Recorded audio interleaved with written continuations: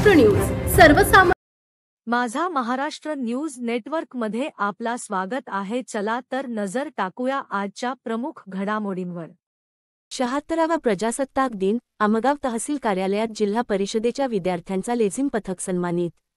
दरवर्षीप्रमाणे यावर्षीही प्रजासत्ताक दिनाच्या निमित्ताने आमगाव तहसील कार्यालयात विविध सांस्कृतिक कार्यक्रमांचे आयोजन करण्यात आले होते।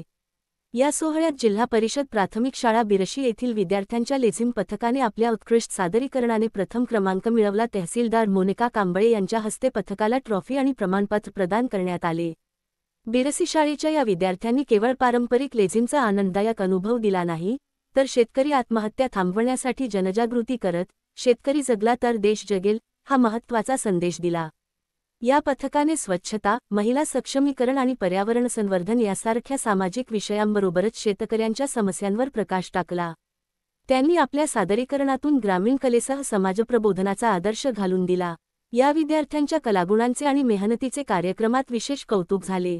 त्यांच्या या प्रयत्नांनी शाळा आणि ग्रामीण कलेला एक नवा आयाम मिळवून दिला असून शेतकऱ्यांच्या प्रश्नांवर जागरूकता निर्माण करण्यासाठी त्यांचे योगदान महत्त्वपूर्ण ठरले आहे।